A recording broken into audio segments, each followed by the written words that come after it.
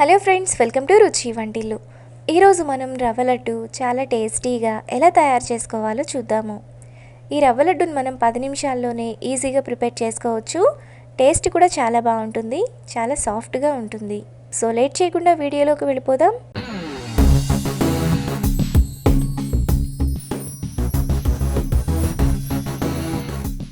ముందుగా ప్యాన్లో 2 టేబుల్ స్పూన్లు నెయ్యి వేసుకోవాలి.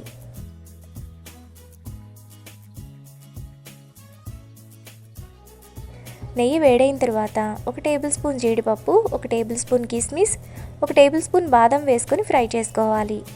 డ్రై ఫ్రూట్స్ను మీడియం ఫ్లేమ్లో కలర్ మారేంత వరకు ఫ్రై చేసుకోవాలి. జీడిపప్పు, కిస్మిస్ ఈ విధంగా వేగిన తర్వాత వాటిని ఒక ప్లేట్లోకి తీసుకోవాలి.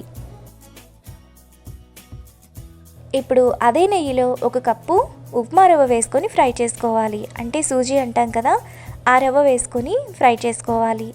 రవ్వను మీడియం ఫ్లేమ్లో 5 నిమిషాల పాటు పచ్చివాసనంతా పోయేంత వరకు ఫ్రై చేసుకోవాలి. రవ్వ వేగిపోయి మంచి వాసన వస్తున్నప్పుడు అందులో 2 టేబుల్ స్పూన్ల ఎండు కొబ్బరి పొడి, 1/2 కప్పు పంచదార వేసుకొని 1 నిమిషం పాటు కలుపుకోవాలి. ఇలా కలుపుకోవడం వలన వేడికి పంచదార అనేది కొంచెం కరిగిపోతుంది.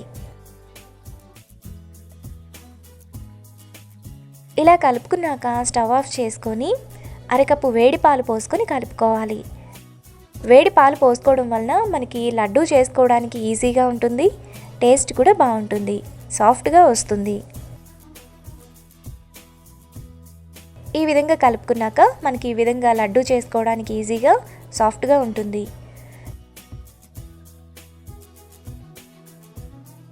ఇప్పుడు అందులో 1/4 టీ స్పూన్ యాలకుల పొడి, ముందుగా మనం ఫ్రై చేసుకున్న డ్రై ఫ్రూట్స్, 1 టీ స్పూన్ పిస్తా వేసుకొని కలుపుకోవాలి.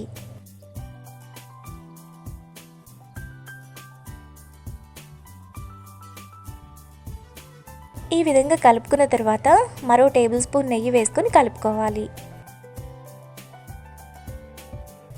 ఈ రవ్వ లడ్డును మనం 10 నిమిషాల్లోనే ఈజీగా ప్రిపేర్ చేసుకోవచ్చు.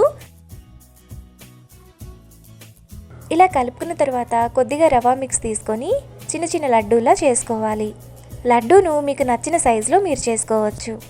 రవ్వ లడ్డూను ఈ విధంగా చేసుకున్న తర్వాత ఒక ప్లేట్లోకి తీసుకోవాలి. మిగతా లడ్డూలను కూడా సేమ్ ప్రాసెస్లో చేసుకొని ప్లేట్లోకి తీసుకోవాలి.